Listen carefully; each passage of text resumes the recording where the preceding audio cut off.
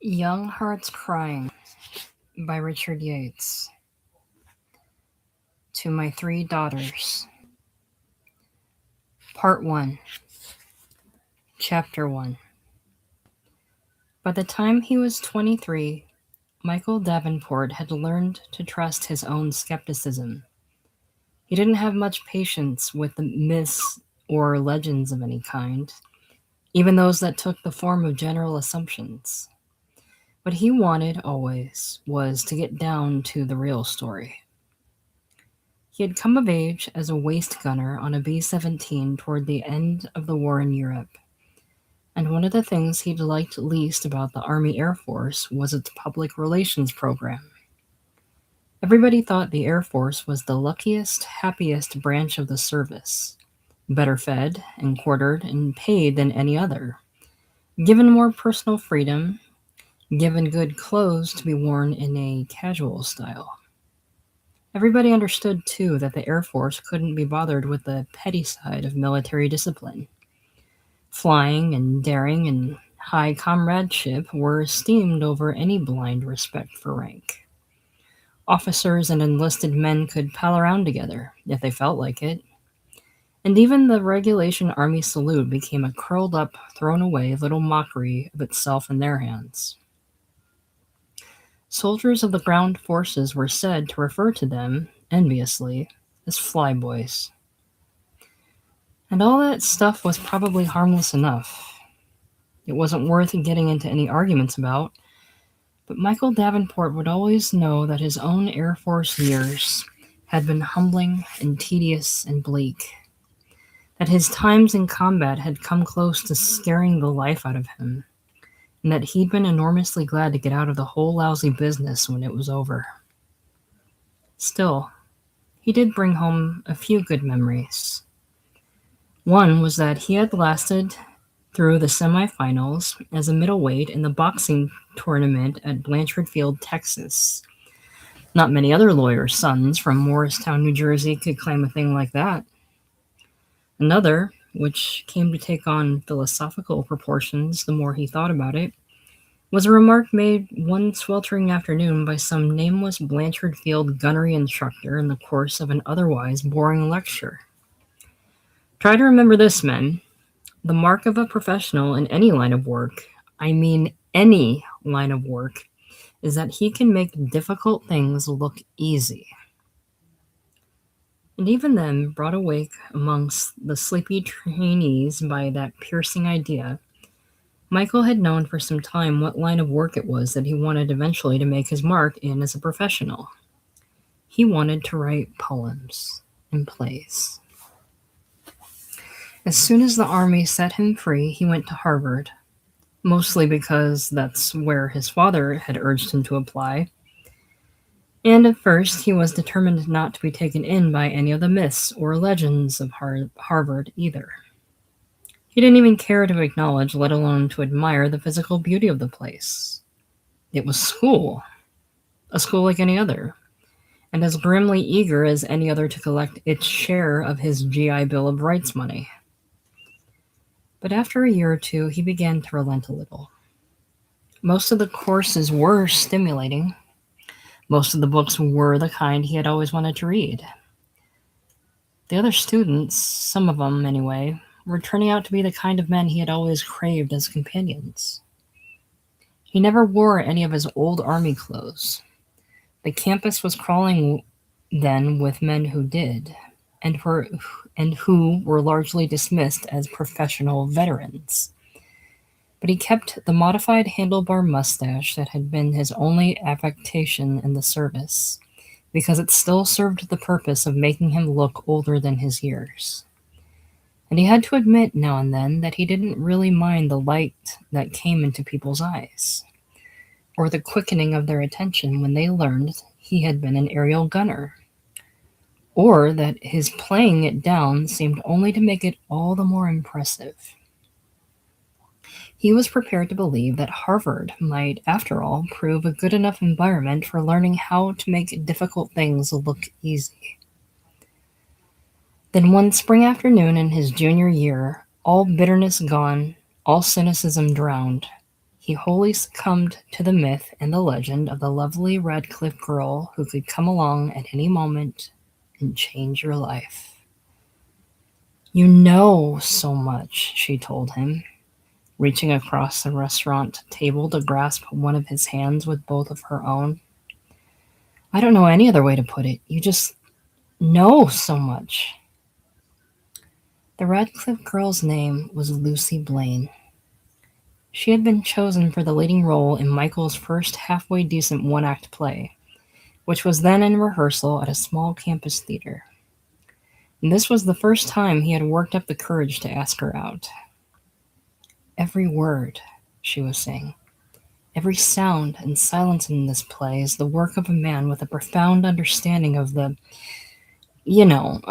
the human heart. Oh, God, now I've embarrassed you. That was true. He was too embarrassed to meet her eyes, and he could only hope it wouldn't make her want to change the subject. She wasn't the prettiest girl he had ever met, but she was the first pretty girl who had ever shown so much interest in him. And he knew he could get a lot of mileage out of that mixture like that. When it seemed appropriate to offer a compliment or two of his own, he told her how much he'd enjoyed her performance at the rehearsals. Oh no, she said quickly, and for the first time he noticed she'd been tearing her paper napkin into careful, resolutely parallel strips on the table. I mean, thanks, and of course that's nice to hear, but I know I'm not really an actress. If I were, I'd have gone to acting school somewhere, and I'd be knocking myself out in summer stock and trying to get auditions and all that. No. She gathered all the strips of napkin into her fist and gently thumped the table with it for emphasis. No. It's just something I like to do. The way little girls play dress up in their mother's clothes. And the point is, I could have never dreamed I'd be working in a play like this. He had already discovered in walking away from the theater with her that she was exactly the right size for him. The top of her head floated just at the edge of his shoulder, and he knew she was the right age, too. She was 20. He would soon be 24. Now, as he took her back to the drab room on Ware Street where he had lived alone in approved student housing, he wondered if this persistent just rightness, this pattern of near perfection, could possibly hold. Wouldn't there have to be a hitch in it somewhere? Well, it's about like what I imagined, she said when he'd shown her into his place, while he made a quick, furtive search of the room to be sure there was no dirty socks or underwear in sight. Sort of stark and simple, and a good place to work. Oh, and it's so masculine. The pattern of near perfection held, and she turned away from him to look out a window. And I'll bet it's lovely and bright here in the mornings, isn't it? With these tall windows and these trees? It seemed entirely natural to move up close behind her, put his arms around her, and take both of her breasts in his hands while he sank his mouth into the side of her neck.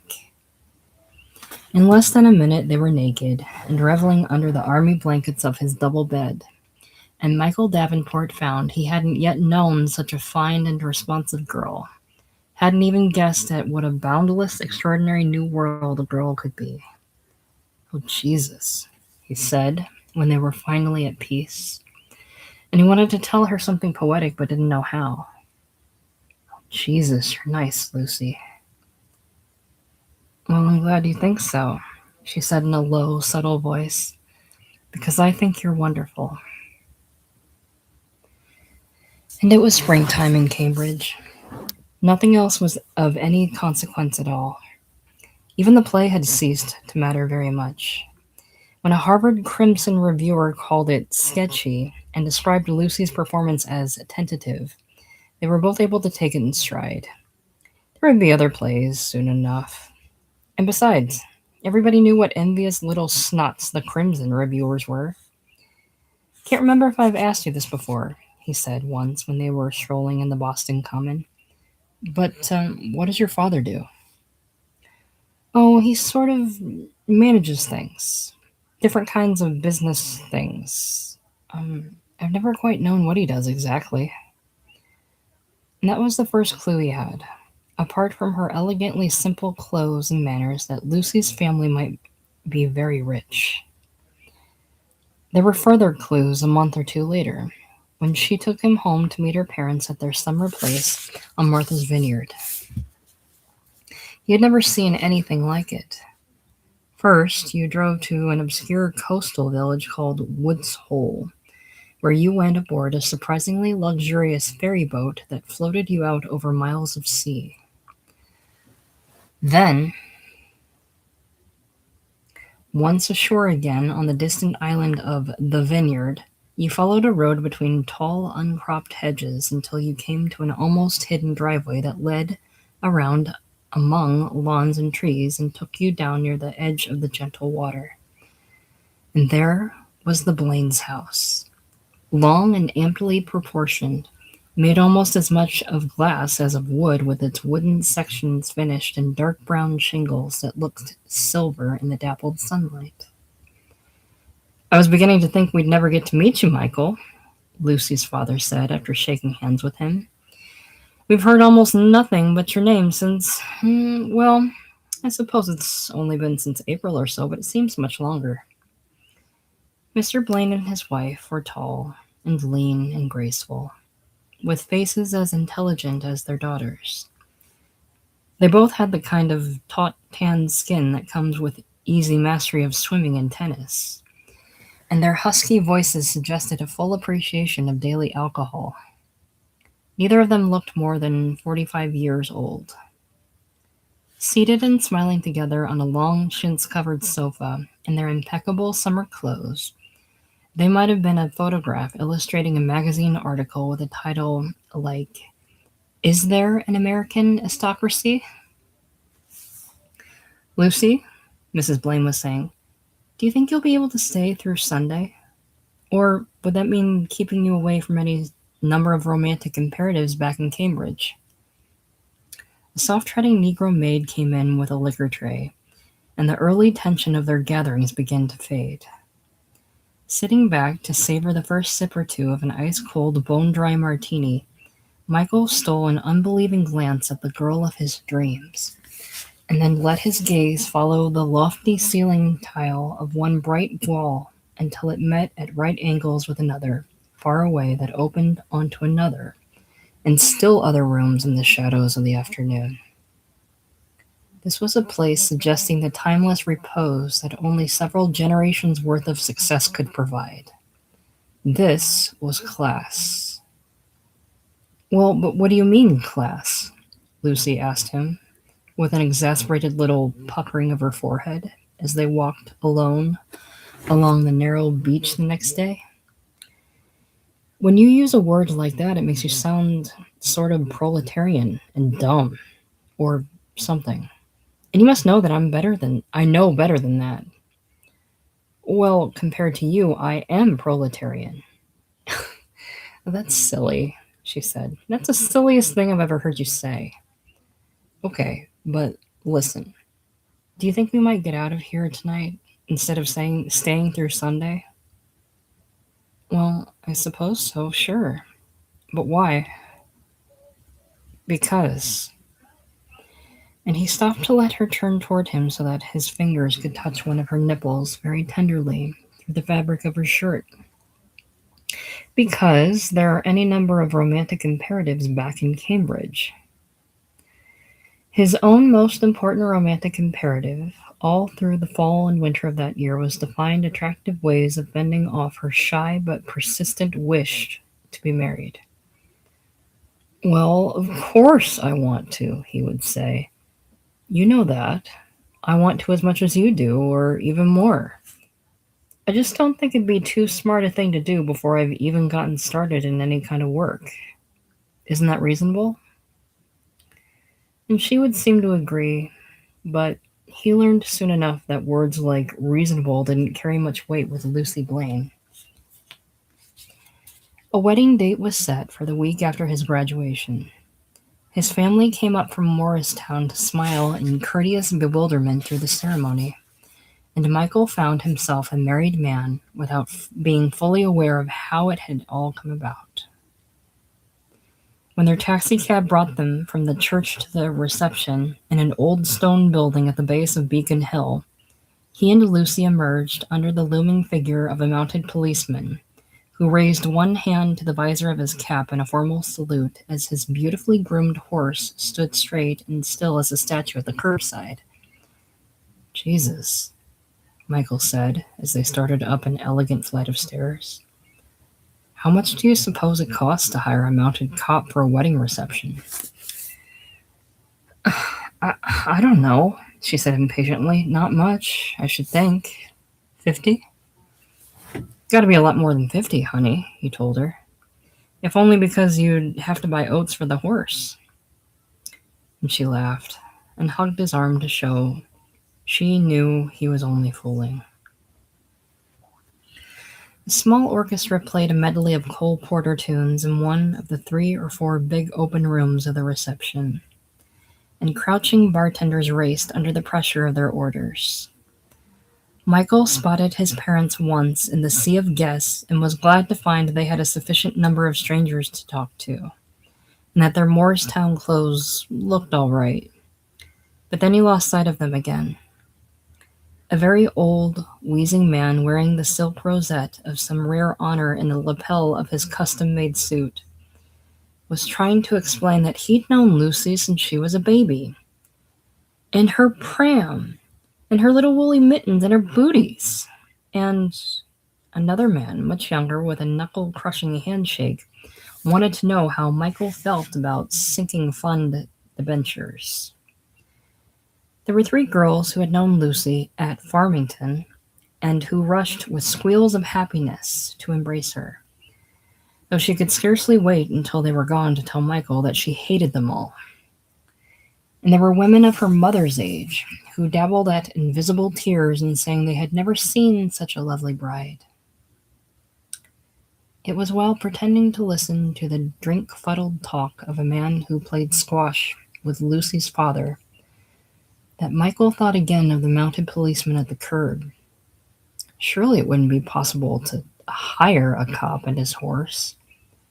They could have been stationed here only through the courtesy of the police department, or of the mayor, and that suggested an element of influence in Lucy's family as well as of money. "Well, I think it all went pretty well, don't you?" Lucy said much later that night, when they were alone in a lavish suite at the Copley Plaza. "The ceremony was nice, and I guess the party did get a little messy toward the end, but then that always happens." "No, I thought it was fine," he assured her. "Still, I'm glad it's over." "Oh, Jesus, yes," she said, "so am I." Not until about halfway through their week's stay in that splendid hotel, a week of paid-for luxury dispensed with casual rudeness under the stares of strangers, only then did Lucy make a shy announcement that would greatly complicate everything between them. It happened after breakfast one morning, when the room service waiter had trundled away their plates of melon rind and egg yolk and the heavy flakes of broken French croissants. Lucy was at the dressing table using its mirror both to brush her hair and to watch her new husband pace the carpet behind her. "Michael," she said, "do you think you could sit down for a minute, please? Because you're sort of making me nervous. And also," she added, putting her hairbrush down as carefully as if it might break, "also because there's something important I have to tell you." As they took conversational positions, partly facing each other, in 2 overstuffed Copley Plaza chairs, he thought at first she might be pregnant. That wouldn't be great news, though it wouldn't be bad news either. Or maybe that she'd been told she couldn't have children at all. Then his racing mind touched on the frightful possibility that she might have a fatal illness. "I've wanted you to know about this from the beginning," she said, "but I was afraid it might change things, sort of. It seemed to him now that he scarcely knew her, this leggy, pretty girl to whom the word wife might never be comfortably applied.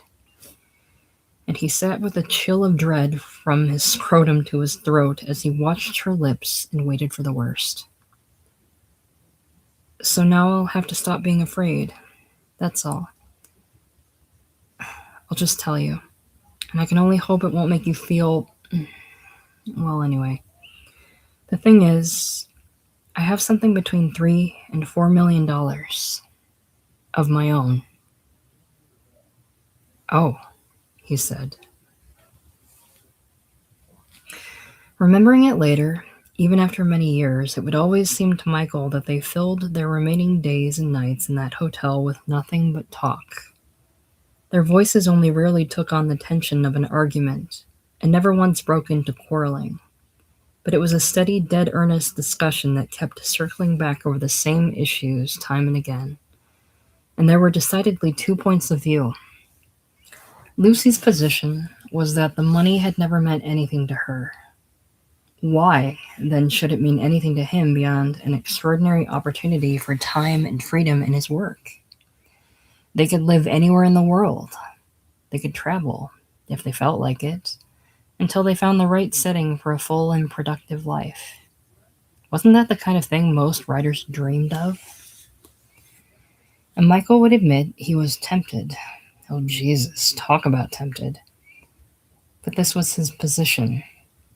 He was a middle-class boy, and he had always assumed he would make something of himself on his own.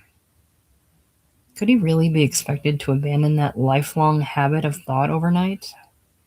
Living off her fortune might only bleed away his ambition. It might even rob him of the very energy he needed to work at all. That would be an unthinkable price to pay. He hoped she wouldn't misunderstand him. It was certainly fine to know she had all that money, if only because it meant their children would always have the security of trust funds and stuff like that. In the meantime, though, wouldn't it be better if she kept it all strictly between herself and her bankers, or her brokers, or whoever the hell it was that looked after it? She assured him repeatedly that his attitude was admirable, but he always turned away that compliment by saying it was nothing of the kind. It was only stubborn. All he wanted was to carry out the plans he had made for them long before the wedding. They would go to New York, where he'd take the kind of job that other fledgling writers took, in some advertising agency or publishing house. Hell, anybody could do that kind of work with his left hand, and they'd live on his salary like an ordinary young couple, preferably in some plain, decent apartment in the West Village. The only real difference, now that he knew of her millions of dollars, was that they would both have a secret to keep from the other ordinary young people they'd meet along the way. "Isn't this really the most sensible thing?" he asked her. "At least for the time being. Do you see what I'm getting at, Lucy?" "Well," she said, "when you say for the time being, I guess, sure I do. But because we'll always have the money to fall back on." "Okay," he conceded. "But who said anything about falling back? Have I ever struck you as a falling back kind of man?" And he was instantly glad he'd come up with that line. There had been times in all this talk when he'd caught himself almost at the point of blurting out that to accept her money would jeopardize his very manhood, or even that it would emasculate him. But now all the queasy implications of such a weak and desperately final defense could be forgotten. He was up and pacing again, fists in his pockets, and he went to stand for a while at the front windows looking out over Copley Square at the sunny parade of weekday morning pedestrians along Boylston Street, and at the endlessly deep blue sky beyond the buildings. It was good flying weather. "I just wish you'd take a little time to think it over, is all," Lucy was saying from somewhere in the room behind him. "Couldn't you at least keep an open mind?" "No," he said at last, turning to face her. "No, I'm sorry, baby, but we're gonna do this my way. Chapter 2. The place they found in New York was almost exactly what Michael had specified: a plain, decent apartment in the West Village. They had 3 rooms on the ground floor, on Perry Street near the corner of Hudson, and he could shut himself into the smallest room and hunch over the manuscript of a book of poems he wanted to finish and sell before his 26th birthday. Finding the right kind of work for his left hand, though, was a little more difficult. In the course of several interviews, he began to suspect that a job in an advertising agency might drive him out of his mind. Instead, he settled for employment in the permissions department of a medium-sized publishing house. His duties there amounted to little more than idleness. He spent much of every office day at work on his poems, and nobody seemed to care or even to notice. Well, that certainly sounds like an ideal situation, Lucy said. And it might have been, except that the paychecks he brought home were barely enough to cover the groceries and the rent. Still, there was a reasonable hope that he'd be promoted. Other people in that sluggish department were sometimes taken upstairs to receive real salaries. And so he decided to stick it out for a year. That was the year his 26th birthday came around and found his book still far from finished, because he had thrown out many of its earlier, weaker poems.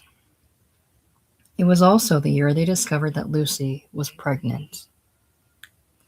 By the time their daughter Laura was born, in the spring of 1950, he had quit fooling around in the publishing house and found a better paying job. He was a staff writer now for a slick, fast-growing trade magazine called Chain Store Age, hammering out copy all day about bold, revolutionary new concepts in the business of retail merchandising. It wasn't exactly the kind of work he could do with his left hand. These guys wanted a hell of a lot for their money. There were times at his clattering typewriter when he would wonder what a man married to a millionairess could possibly be doing in a place like this. He was always tired when he got home, badly in need of a couple of drinks. And there wasn't even any hope of seclusion with his manuscript after dinner, because the room he'd once used for writing was now the nursery. He knew, though, even if he did keep having to remind himself of it, that only a goddamn fool would complain about the way things were going. Lucy had become the picture of a serene young mother. He loved the look that came over her face when she breastfed the baby. And the baby herself, with her petal-soft skin and her round, deep blue eyes, was a constant source of wonder. "Oh, Laura," he wanted to say when he slowly walked her to sleep. "Little girl, just trust me. Trust me, and you'll never be afraid." It didn't take him very long to get the hang of the work at Chain Store Age. When he was singled out for praise on several of his stories, he began to relax. Maybe it wasn't really necessary to knock yourself out over this shit after all. And soon he made friends with another staff writer, an affable, talkable young man named Bill Brock, whose disdain for the job seemed even greater than his own. Brock was an Amherst graduate who had spent a couple of years as a labor union organizer for electrical workers. "The best, most rewarding time of my life." It was now deep in the writing of what he called a working-class novel. "Look, I'll give you Dreiser and Frank Norris and those guys," he would explain. "And I'll even give you the early Steinbeck. But for the most part, there hasn't been a proletarian literature in America. We're scared shitless of facing the truth. That's what it amounts to." And then at other moments, as if sensing something faintly absurd in his own passion for social reform, he would laugh it off with a rueful little shake of the head and say he guessed he'd been born 20 years too late. When Michael asked him over for dinner one night, he said, "Sure, love to. Be okay if I bring my girl?" "Well, of course." Then, when he saw Michael writing down the Perry Street address, he said, I'll be damned, we're practically neighbors. We're only a couple hundred yards from you over on the other side of Abingdon Square. Good. Then, we'll look forward to it. And from the moment Bill Brock brought his new girl into the Davenports' apartment, this is Diana Maitland, Michael began to be afraid he would find himself secretly, achingly in love with her forever. She was slender and black-haired, with a sad young face that suggested a fine mobility of expression.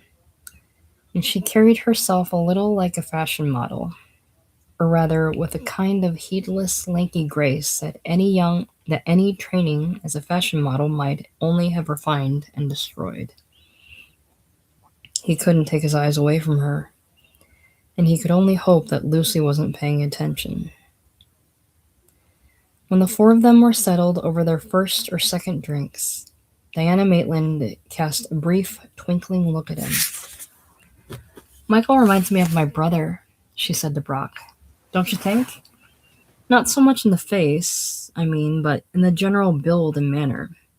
Sort of the whole personality.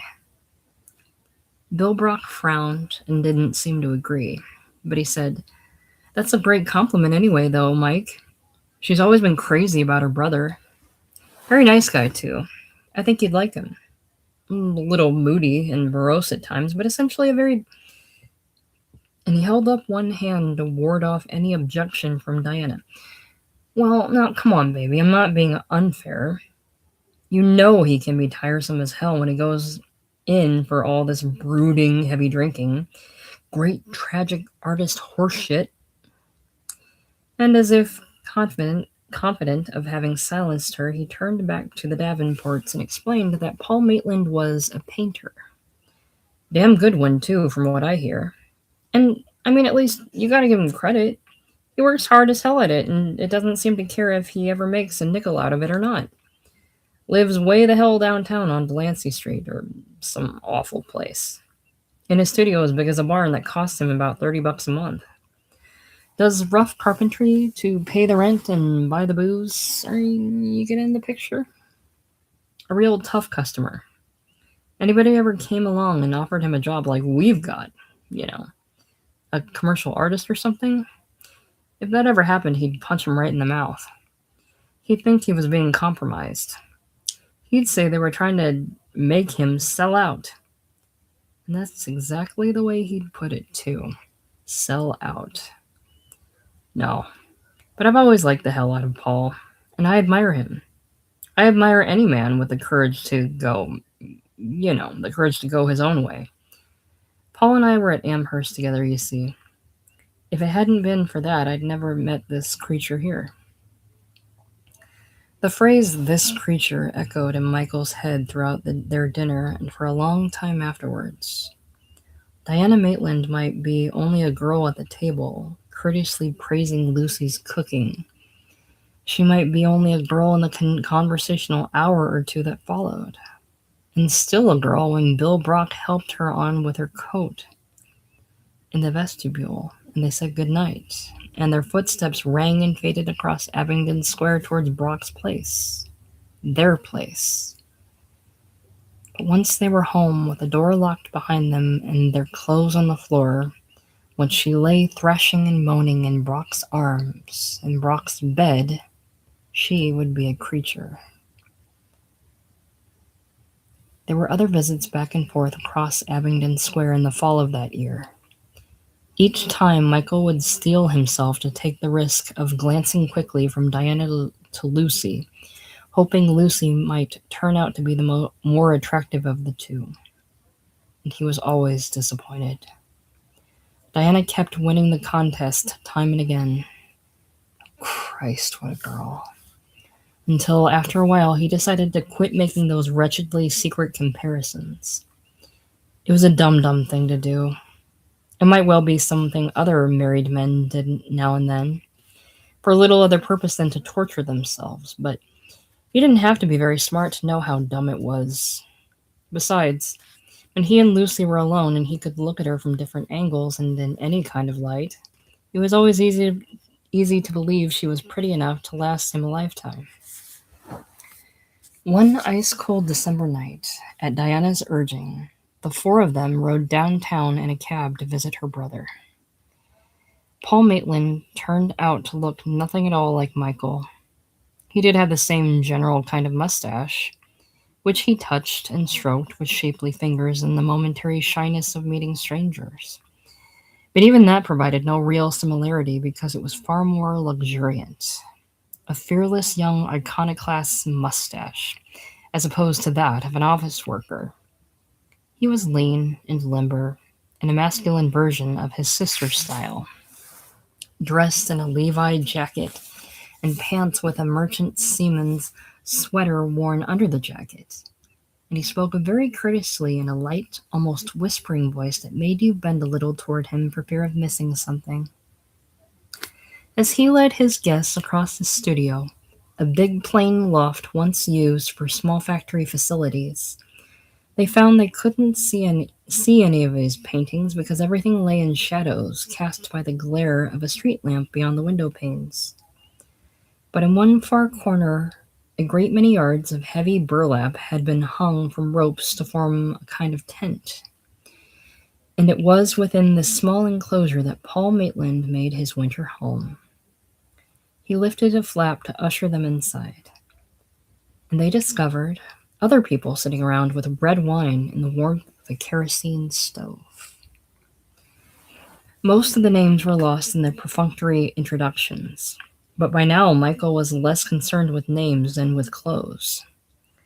Seated on an upended orange crate with a warm glass of wine in his hand, he was unable to think of anything but that he and Bill Brock must look hopelessly out of place here in their business suits, their button-down shirts and silk ties, a couple of smiling intruders from Madison Avenue. And he knew Lucy must be uncomfortable too, though he didn't want to look at her face and find out. Diana was plainly welcome in this gathering. There had been cries of "Diana" and "Baby" when she'd first come crouching in under the burlap. And now she sat prettily on the floor near her brother's feet, talking in an animated way with a partially bald young man whose clothes suggested he was a painter too. If she ever got tired of Brock, and wouldn't any first-rate girl get tired of Brock soon enough, she wouldn't have long to wonder where to look next.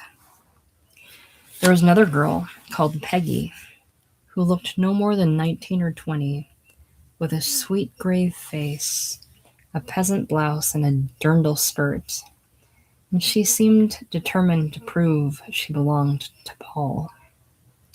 She sat as close as possible to him on the low studio couch that was apparently their bed. She never took her eyes off him, and it was clear that she would like to have her hands on him too. He seemed scarcely aware of her as he leaned forward and lifted his chin to exchange a few laconic remarks over the top of the stove with the man on the orange crate next to Michael's. But then when he sat back again, he gave her a lazy smile, and after a while he put his arm around her. Nobody in that dry, overheated little makeshift room looked more like an artist than the man on the crate next to Michael's. He wore white overalls daubed and streaked with many colors, but he was quick to explain that he was only a dabbler, only a well-meaning amateur. He was a local businessman, a subcontractor in the building trades. It was he who supplied Paul Maitland with the part-time carpentry work that kept him alive. "And I consider it a privilege," he said, hunching closer to Michael and lowering his voice so that their host wouldn't overhear. "I consider it a privilege because this boy's good. This boy's the real thing." "Well, that's fine," Michael said. "Had a rough time of it in the war, you know." "Oh?" And this was one part of the Paul Maitland story that Michael hadn't yet heard. Probably because Bill Brock, who'd been classified 4F during the war and was still touchy about it, would not have been inclined to provide the information. Oh, God, yes. Too young to have seen the whole thing, of course, but he was up to his neck in it from the bulge right on through to the end. Infantry. Rifleman. Never talks about it, but it shows. You can see it in his work.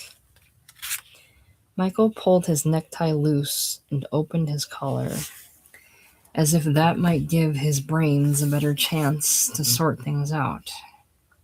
He didn't know what to make of any of this. The man in overalls knelt to pour himself more wine from a gallon jug on the floor. When he came back, he took a drink, wiped his mouth on his sleeve, and began talking to Michael again, in the same tone of confidential reverence. Hell, New York's crawling with painters, he said.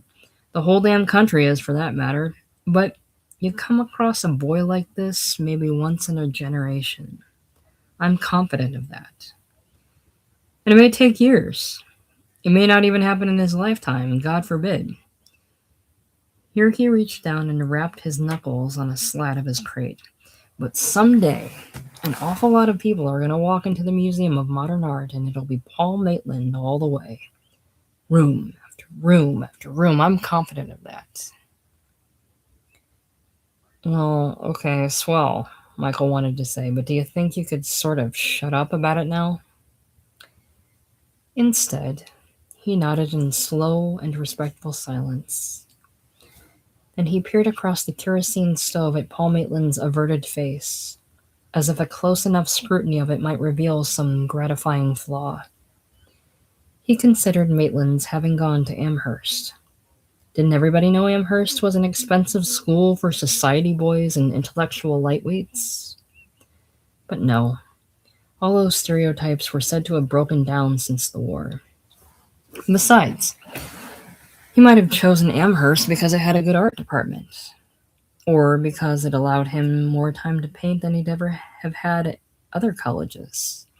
Still, he must have enjoyed at least a taste of aristocratic languor there, after all that infantry soldiering. He had probably joined in a general taking of pains over just the right cut of tweeds and flannels, and just the right kind of light, witty talk, and in a general vying for perfection at knowing how best to spend each careless weekend. Bill, I'd like you to meet my sister, Diana. Didn't all that suggest something just a little ludicrous about this headlong descent into lower Bohemia and odd-job carpentry? Well, maybe. Maybe not. There were still a few inches of wine in the glass jug, but Paul Maitland announced in his customary mutter that it was time for a real drink. He reached into some recess of the hanging burlap and brought out a bottle of the cheap blended whiskey called Four Roses. He sure as hell hadn't learned to drink that stuff at Amherst. And Michael wondered if they might now be permitted to see the side of him that Bill Brock had disparaged. The broody, heavy-drinking, great tragic artist horseshit. But there was evidently neither time nor whiskey enough for that to occur tonight. Paul poured a generous round or two of real drinks for everyone, eliciting gasps and grimaces of appreciation. Michael liked the jolt of it too, despite the taste. There was livelier and more spirited talk around the burlap enclosure for a while. Several voices grew happily boisterous. But soon it was almost midnight, and people were getting up and putting on their coats to leave. Paul rose to wish his guests good night, but after the third or fourth handshake he crouched, froze, and gave all his attention to a small, smudged plastic radio that had been buzzing and crackling on the floor beside the bed all evening. The radio's static had cleared now, and it had begun to issue a sweet, fast melody full of clarinets that took everyone back to 1944. Glenn Miller, Paul said, and he squatted nimbly to turn up the volume. Then he switched on a bright overhead light beyond the burlap, took his girl by the hand and led her out into the chill of the studio for dancing. But the muffled music wasn't loud enough for his liking out there, so he hurried back inside and brought the radio out with its wall plug ready in his free hand, looking along the baseboard for a socket and finding none. Then, from a shadowed section of the floor, he picked up the attachment end of an electrical appliance cord, the kind of flat oblong device with twin holes meant to receive the prongs of an electric iron or an old-fashioned toaster, and he hesitated less than a second over whether or not it would work. Michael wanted to say, "No, wait, I wouldn't try that." It looked like something any child would know better than to try. But Paul Maitland jammed the radio plug into the other thing with all the aplomb of a man who knows what he's doing. A big blue and white spark went off in his hands, but the circuit caught and held. The radio came up strong again, and he went back to the girl just as Glenn Miller's reeds gave way to the soaring, triumphant blare of his brass section. Standing in his overcoat, feeling dumb, Michael had to acknowledge that it was a pleasure to watch them dance. Paul's heavy, high-cut work shoes were remarkably agile in performing their neat little movements on the floor. And the rest of him was all rhythm, too. He would send Peggy spinning away as far as their joined hands would allow, and then bring her spinning back, making her dirndl skirt whip and float around her pretty young knees. Neither in high school nor in the whole of his time in that army, nor at Harvard, and not for lack of trying, had Michael ever learned to dance like that.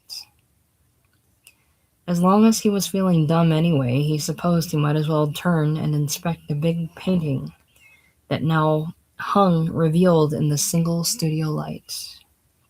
It was just as he'd feared.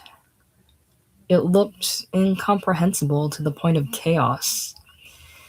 It seemed to provide no sense of order or any sense at all, except perhaps in the silence of the painter's own mind. It was what Michael had grudgingly learned to call abstract expressionism, the kind of picture that had once provoked him into a bad quarrel with Lucy before they were married, as they stood in the murmurous hush of some Boston art gallery. "What do you mean you don't get it?" she said irritably. "There's nothing to get, don't you see? It isn't representational." "So what is it, then?" "Just what it looks like. An arrangement of shapes and colors. Perhaps a celebration of the act of painting itself. It's the artist's personal statement, that's all." Yeah, sure, but, I mean, if it's his personal statement, what's he saying?" "Michael, I don't believe this. I think you're teasing me. If he could have said it, he wouldn't have had to paint it. Come on, let's get out of here before we... No, wait a second. Listen, I still don't get it. And there's no point in trying to make me feel dumb about this, baby, because that won't work. I think you're trying to make yourself feel dumb," she said. "I don't even know how to talk to you when you're like this." "Yeah, well, you better try another line pretty soon, sweetheart, or it's only going to get worse. Because you know what you are when you pull this snotty little Radcliffe condescension with me? You're a real pain in the ass. I mean that, Lucy." But now, here in Paul Maitland's studio, when she came up as his neatly bundled, pleasantly tired wife, and put her hand through his arm, he was glad enough to let her steer him away to the door. There would be other opportunities. Maybe if he saw enough of Paul Maitland's work, he might begin to understand it. As they followed Bill Brock and Diana in clumping down the cold, dirty stairs to Delancey Street, Bill turned back cheerfully and called, "Hope you folks are ready for a little walk. We sure as hell aren't going to find a cab in this neighborhood." And in the end, with freezing feet and streaming nostrils, they walked all the way home. They're both sort of rare people, aren't they?" Lucy said later that night, when she and Michael were alone and getting ready for bed. "Who?" he said. "Diana and Bill?" Oh God, no. No, not Bill. He's just an ordinary loudmouth smartass. As a matter of fact, I'm getting a little tired of Bill, aren't you? No, I meant Diana and Paul. There's something exceptional about the two of them, isn't there? Something sort of unearthly. Something enchanted. And he knew at once what she meant, though he might not have put it that way. Well, yeah, he said. I mean, I know what you mean. And I have the funniest feeling about them both, she said. Sitting there and watching them tonight, I kept thinking, these are the kind of people I wanted to know all my life. Oh, I suppose all I'm really trying to say is that I want them to like me. I do want that so much. And it makes me nervous and sad because I'm afraid they won't, or that if they do, it won't last. She looked forlorn, sitting on the edge of the bed in her nightgown like the very picture of a poor little rich girl. And her voice was perilously close to tears. If she allowed herself to cry over something like this, he knew she would be ashamed, and that would only make it worse. And so, in as low and comforting a voice as he could manage, he told her that he understood her fears. I mean, I don't necessarily agree with you. Why wouldn't they like you? Why wouldn't they like both of us? All I mean is, I know what you mean. Chapter 3. The White Horse Tavern on Hudson Street became their most agreeable gathering place.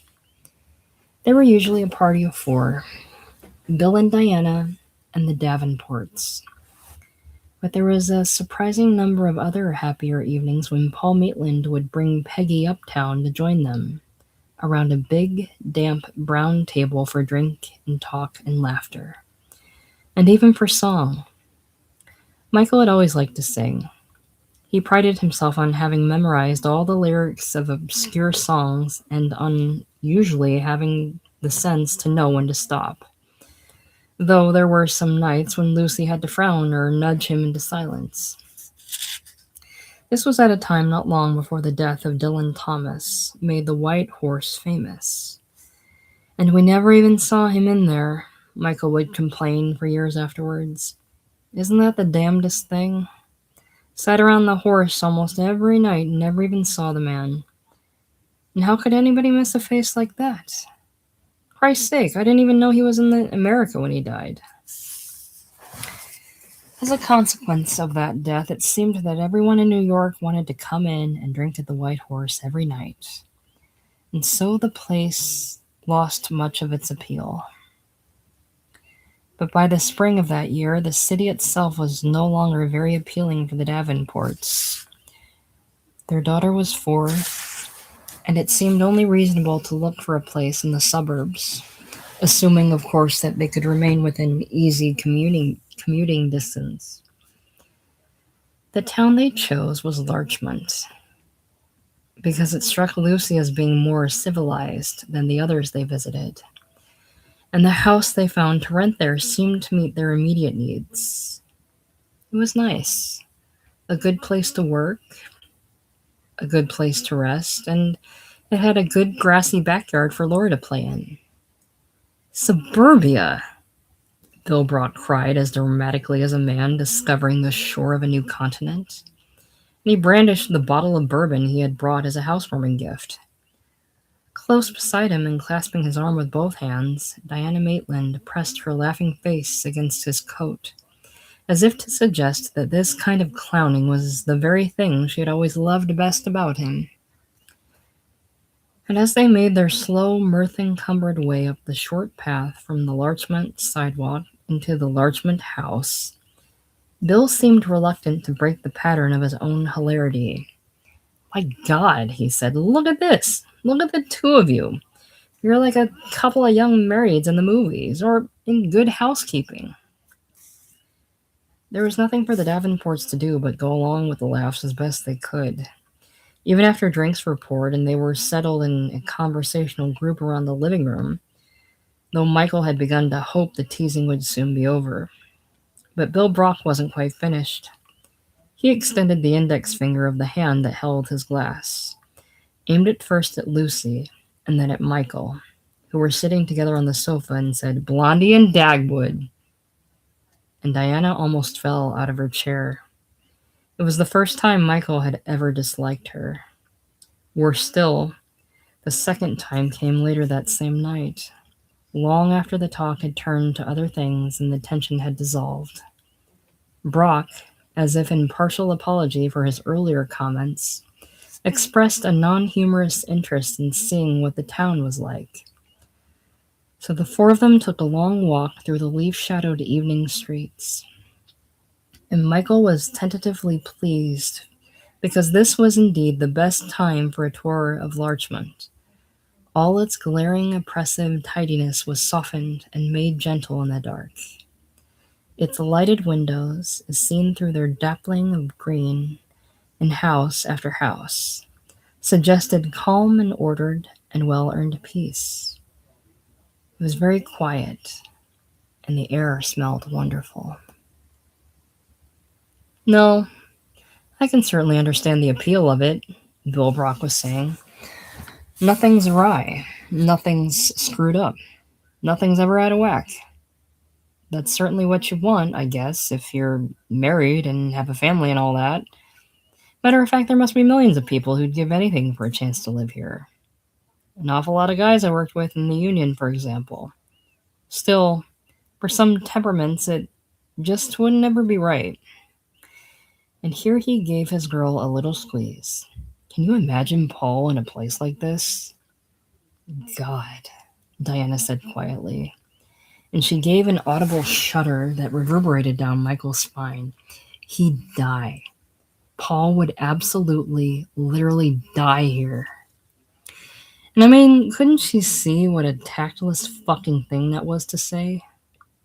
Michael demanded of his wife after their guests had gone, "What the hell does she take us for?"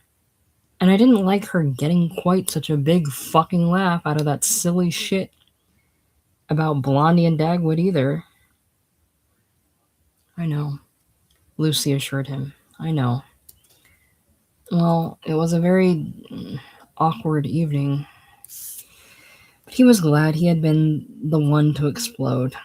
If he had held it in all night, if he held it all in that night, it might have been Lucy who broke first. And her breaking, rather than in anger, would probably have been in tears. He had established a working alcove in one corner of the attic of their Larchmont house. It wasn't much, but it was private, and he would look forward all day to the hours he could spend alone there. He had begun to feel that his book was almost in shape again, almost done, if only he could bring off the long, ambitious final poem that was meant to justify and carry all the others. He had an adequate working title for it, "Coming Clean." But certain lines of it stubbornly refused to be brought alive. Whole sections of it seemed ready to collapse or evaporate under his hand. On most nights he worked in the attic until he ached with fatigue, but there were other times when he couldn't get his brains together, when he would sit there stupefied in the paralysis of inattention, smoking cigarettes and despising himself, until he went back downstairs to bed. And even then there was seldom enough sleep to prepare him for the push and hustle of the Larchmont mornings. From the moment he closed the front door behind him, he was caught up and swept along in a heavy stream of commuters walking to the train station. They were men of his own age, or 10 or 20 years older, with a few in their 60s, and they seemed to take pride in their very conformity. The crisp, dark business suits and conservative ties. The highly polished shoes brought down in almost military cadence on the sidewalk. Only rarely did a commuter walk alone. Almost all of them had at least one conversational companion, and most of them moved in clusters. Michael's tendency was to look neither right nor left for fear of attracting a comradely smile. Who the hell needed these guys? But he couldn't enjoy his solitude because it was too reminiscent of bad times in the army. The sense of having to keep his own counsel among talking, laughing, better adjusted men. And that discomfort was always at its most acute after they had filed and clumped inside the Larchmont station. Because there was nothing to do in there but stand around and wait. Then, once he saw another stranger leaning alone against the wall, squinting down through steel-rimmed glasses at a lighted cigarette as if smoking required his full attention. The man was smaller and younger looking than Michael, and he wasn't even dressed right.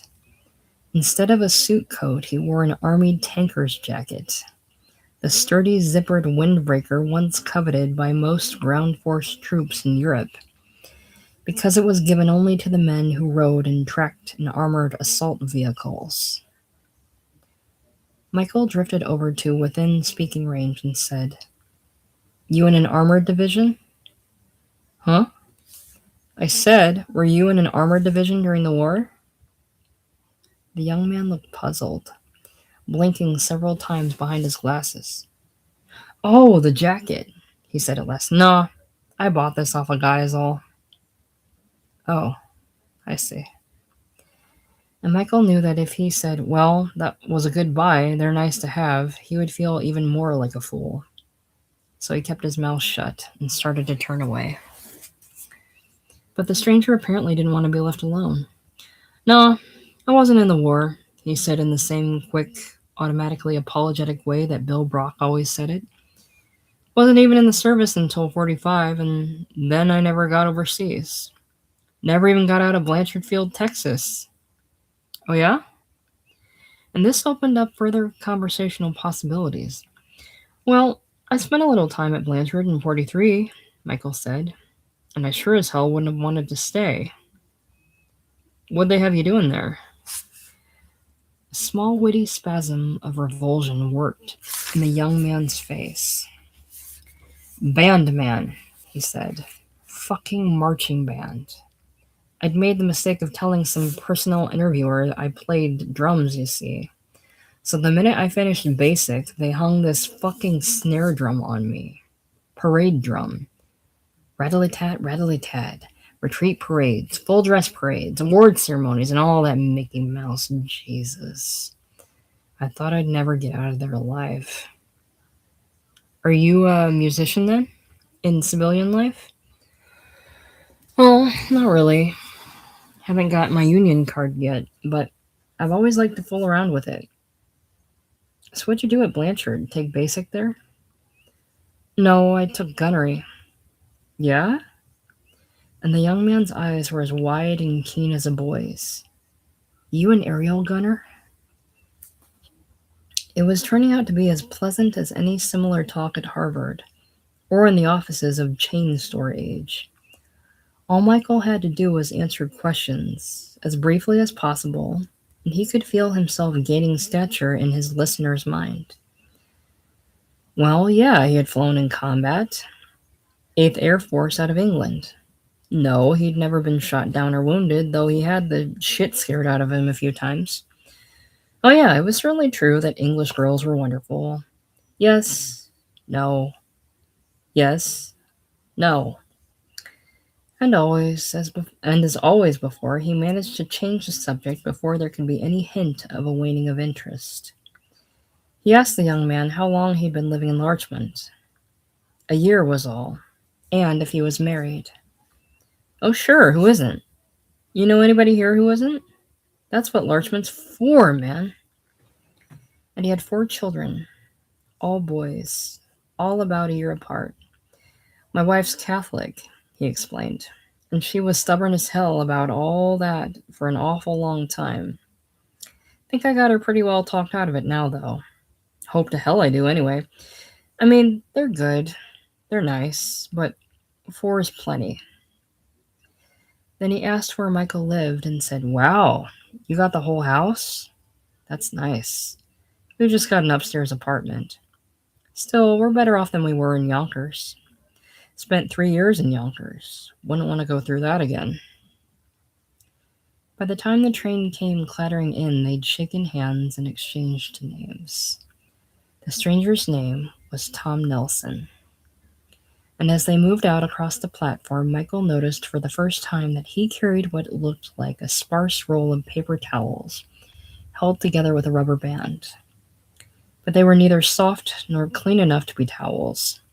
They had a mottled, handled look that suggested they were laboriously drawn up specification sheets for spare parts or tools required today by Tom Nelson's employer, a garage owner, a construction boss, and which Nelson would spend hours tracking down in the warehouses of some dismal place like Long Island City. And if nothing else, riding into town with Tom Nelson might provide a few sad and funny things to tell Lucy about tonight. This hapless, church-ridden, too-young father of four, this wry-rueful, ruddily-tat parade drummer from the dust of Blanchardfield who hadn't even earned his tanker's jacket, let alone his union card. For the first few minutes of the ride, they sat together in silence, as if each were trying to think of a new topic. Then Michael said, "They still have the boxing tournament at Blanchard when you were there?" "Oh yeah, that was always a fixture. Big moral factor or something. You like to watch that?" "Well," said Michael said, "as a matter of fact, I went out there for it. Middleweight class. Lasted through the semifinals. Then some supply sergeant took me apart with the left jabs. Never met a man with a left jab like that. And he knew how to use his right hand, too. Technical knockout in the 8th round." "Damn," Nelson said. "Of course, I could have never done anything like that because of my eyes. Still, even with good eyes, I probably wouldn't have tried it. Right up to the finals, that's impressive. So, what kind of work are you doing now?" "Well, I'm a writer, or at least that's what I'm trying to do. Poetry and plays. Got a book of poems almost done. Had a couple of plays produced in a very small way up in the Boston area. Just for the present, though. I've got a dumb little commercial writing job in the city. You know, to keep the groceries coming in." "Yeah." And Tom Nelson gave him a sidelong look that glinted with amiable teasing. Jesus. A gunner, a fighter, a poet, and a playwright. You know something? You're coming on like a fucking Renaissance man. And amiable or not, the teasing hurt. Who was this little bastard? But the worst and most sickening part was that Michael had to admit he'd asked for it. Dignity and reserve were qualities he had always prized more highly than almost any others. Why then did he always have to shoot his mouth off? And even if it might not be strictly true that a man like Paul Maitland would die in Larchmont, it was clear that Paul Maitland would never open himself to the ridicule of some fool on a Larchmont commuter's train. But Tom Nelson seemed unaware of having inflicted pain. "Well, poetry's always been very big with me," he was saying. "Can't write it to save my ass. But I've always liked to read it." "You like Hopkins?" "Very much." "Yeah, he kind of gets into your bones, doesn't he? The way Keats does. The way some of the later Yates does, too. And I like the hell out of Wilfred Owen. Even Sassoon, to some extent. Like some of the French, too. Valery and those people. But I don't think you can understand their stuff unless you know the language. I used to like to illustrate poems. Got on a big illustration kick for a couple of years, and I'll probably get back to it. But now I'm doing more just regular pictures." "You're an artist, then?" "Oh, yeah. Thought I told you that." "No, you didn't." And you work in New York? No, work at home. Take my stuff into the city once in a while is all. Couple of times a month. So you're able to. And Michael was about to say able to earn your living at it, but he checked himself. The question of how any artist earned his living was apt to be a delicate one. Instead, he said, "Able to work full time at it?" Then? Oh yeah. Well, I had to teach back in Yonkers, taught high school there, but then things began to pick up a little. And Michael ventured a careful inquiry about technique. Did Nelson work in oils? Nah, I can't seem to get much going when I try that. I do watercolors, pen and ink drawing with a color wash. That's all. I'm very limited that way.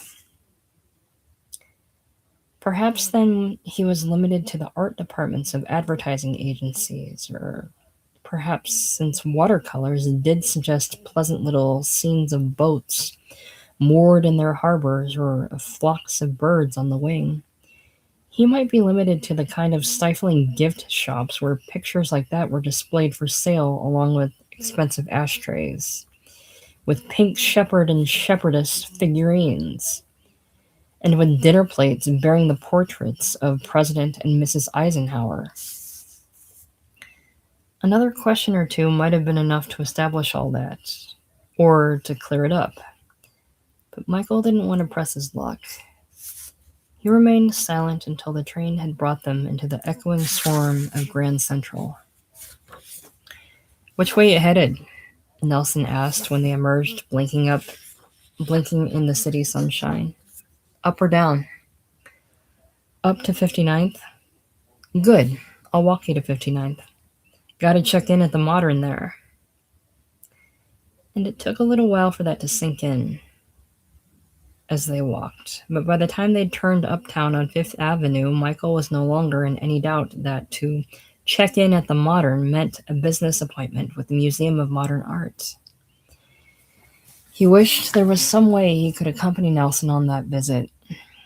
He wanted to see exactly what the hell went on in there. And in the end, as they came to the corner of 53rd, it was Nelson who made the suggestion. "Want to come along?" he said. "This'll only take a couple of minutes, and then we can head on up in your direction." There seemed to be a touch of deference in the face of the uniformed man who opened a thick plate glass door for them, and again in the bearing of the elevator operator, though Michael couldn't be sure he hadn't imagined it.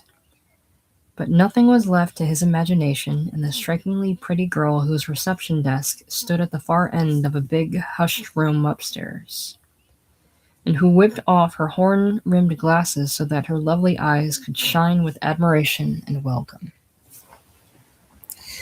"Oh, Thomas Nelson," she said. "Now I know it's going to be a good day." An ordinary girl would probably have remained seated to pick up a phone and press a button or two. But there was nothing ordinary about this one. She got up and came swiftly around her desk to take Nelson's hand and to reveal how slender and well-dressed she was. She blinked and mumbled on being introduced to Michael, as if noticing his presence for the first time. And she turned quickly back to Nelson for a few moments of bright talk and laughter that Michael couldn't follow. "Oh, but I know he'll be waiting," she said at last. "Why don't you just go on in?" And the bald, tan, middle-aged man who stood alone in the inner office, pressing the knuckles of both hands onto an empty table, did indeed appear to have been waiting just for this moment. "Thomas!" he cried. He was a little more polite than the girl in meeting Nelson's guest. He offered Michael a chair, which Michael declined. Then he went back to the table and said, "Now, Thomas, let's see what wonderful things you brought us this time." The rubber band came off. The mottled roll of papers was unfurled and then gently rolled the opposite way to help them lie flat. And 6 bright watercolored pictures were laid out for the man's inspection.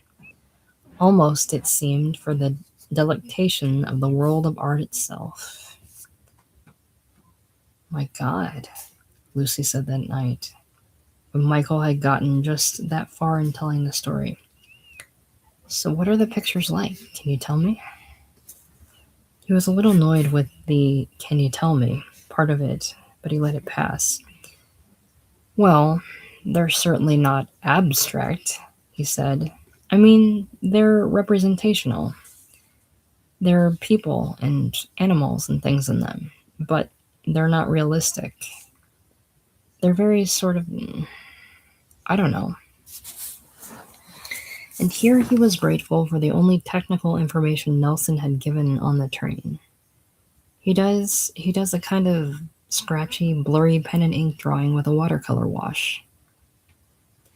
And she favored him with a slow, intelligent looking nod, as if commending a child on a surprisingly mature insight. So anyway, he went on. The museum guy started moving very slowly around the table and he said, "Well, Thomas, I can tell you right away that if I let this one go, I'd never forgive myself." Then he walked around some more and said, "This one's rapidly growing on me too. Can you let me have them both?" And Nelson said, "Sure, Eric, help yourself." He's just standing there, calm as hell in his damn zipped up tanker's jacket, looking like he couldn't care less. So are they acquiring these pictures for some seasonal exhibit then, or what? Lucy said. That's the first thing I asked him when we were out on the street again. And he said, "Nah, these are for the permanent collection." Can you imagine that? The permanent collection? And Michael went to the kitchen counter to put more ice and bourbon into his drink. "Oh, and another thing," he said to his wife. "You know what he paints his pictures on? Shelf paper." "What paper?" "You know, like what people cover shelves with, for storing canned goods and stuff like that." Said he started using it years ago because it's cheap, and he decided he likes the way it takes the paint. And he does it all on his fucking kitchen floor. Says he keeps a big flat square of galvanized tin there to make the right kind of surface. And he lays a soaking wet piece of shelf paper on it, gets down on his haunches, and goes to work. Lucy had been doing her best to prepare their dinner ever since Michael came home, but she'd been too frequently distracted. The pork chops were dried out, and she'd forgotten to chill the applesauce. The green beans were limp, and the potatoes weren't baked through. But Michael noticed none of it, or didn't care. He ate with one elbow on the table and his hand spanning his brow, and with a third or fourth glass of whiskey in readiness beside his plate. "So I asked him," he said around his chewing. "I asked him how long it takes him to make a picture. He said, oh, maybe 20 minutes if I'm lucky. Usually more like a couple of hours, sometimes a day or so. Then, about twice a month, I go through them and throw a lot of them out. Maybe a quarter or a third. And whatever's left are the ones I bring into town. The modern always wants first pick, and sometimes the Whitney wants to look at him too. Then I take the rest of them up to my dealer. You know, to my gallery." "What's his gallery?" she asked. And when he repeated the name, she said, "My God," again, because it was a place made well known by the art pages of the New York Times. "And he told me, and he wasn't bragging. Christ's sake, nothing this little bastard ever says is bragging. He told me they gave him a one-man show there at least once a year. Last year, they gave him two." "Well, it's all a little hard to take in, isn't it?" Lucy said. Michael shoved his plate aside. He hadn't even opened his baked potato, and picked up his whiskey as if it were the main course. "It's incredible," he said. 27 years old. I mean, Jesus, when you think... Jesus, honey. And he shook his head in wonderment. I mean, Talk about making difficult things look easy. Then after a while he said, "Oh, and he said he'd like us to come over for dinner some night soon. Said he'd check with his wife and give us a call." Really? Lucy looked as pleased as a child on her birthday. Did he really? Well, yeah, but you know how those things are. It may slip his mind. I mean, it's nothing to count on or anything. Couldn't we call them? She asked. And he was silently exasperated. For a girl raised in the upper reaches of the upper class, she could be surprisingly dense about good manners. But then, perhaps good manners had never been especially characteristic of millionaires in the first place. How could ordinary people ever know about that? Well, no, baby, he said. I don't think that'd be too good an idea. I'll probably run into him again on the train, though. We'll work something out. Then he said, "No, but listen, let me give you the postscript to all this. When I finally got to the office, my brains were kind of reeling. I knew I couldn't face the job, so I went in to waste a little time with Brock and I told him about Tom Nelson. When he'd heard it all, he said, 'Well, that's interesting. I wonder who his father is.'" "Oh, that's just like him, isn't it?" Lucy said. "Bill Brock is always going on about how he hates cynicism in any form, but he's really about the most cynical person I've ever known. Wait, though, it gets worse." I said, "Well, Bill, for one thing, his father is a pharmacist in Cincinnati. And for another, I don't see what the hell difference it makes." And he said, "Oh, well, okay then. I wonder whose cock he's sucking." Lucy was seized by a spasm of revulsion so acute that it forced her up from the table. The syllable, "ugh," came from her distorted lips, and she stood hugging herself with both arms as if chilled to the bone. "Oh, that's vile," she said, shuddering. "That's the vilest thing I ever heard." "Yeah, well, you know Brock. And anyway, he's been in a lousy mood for weeks. I think he's having a few troubles with Diana." "Well, and I'm not surprised," she said as she began to clear the plates away. "I don't know why Diana didn't dump him long ago. I've never understood how she could have taken up with him." One Saturday morning, Bill Brock called up in unaccustomed shyness to ask if he could come out to Larchmont alone that afternoon. "Are you sure he said alone?" Lucy inquired. "Well, he kind of slurred it, or elided over it, but I'm pretty sure that's what he said. And he certainly didn't say we." "Well, then, it's over," she said. "Good. Only now we're in for it. He'll want us to sit around for hours while he pours out his broken heart." But it wasn't that way. Not, at least, in the first part of Brock's visit. "I mean, I'm all right in short-term relationships," he explained to them, hunching forward on the sofa in readiness for a serious discussion of himself. "I know I am, because I always have been in the past. What I can't seem to do is sustain a hell of a lot of interest you know, over the long haul. I get tired of a girl, is what it amounts to. I get bored, and then I get restless. Simple as that. Frankly, I've never understood the concept of marriage. I mean, if it works out for you people, fine, but then that's your business, right?"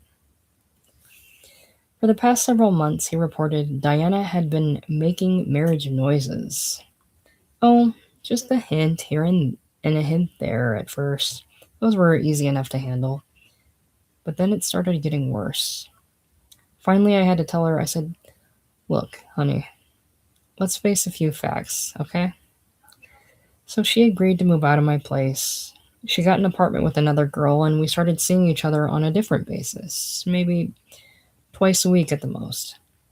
That's the way things were when we came out here that last time. And she enrolled in an acting class. You know how they have these little method classes all over town now? mostly run by broken down actors trying to put a few dollars together. Well, that sounded like a nice idea. I thought it might be a, I thought it might be good for her. But son of a bitch. It wasn't more than a couple of weeks before she started going out with a guy she'd met in the class. Some actor boy, actor twerp, actor asshole. Rich father out in Kansas City who pays him to stay away from home. And 3 nights ago, and I swear to you, this was the worst night of my life. I took her out to dinner and she told me in this very cool, very distant way, she told me she'd moved in with this guy. She loves him and all that shit. Well, Jesus.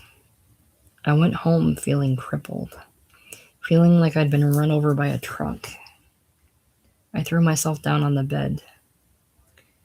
Here he lay back in the sofa and flung one forearm over his eyes to suggest a total abandonment to grief.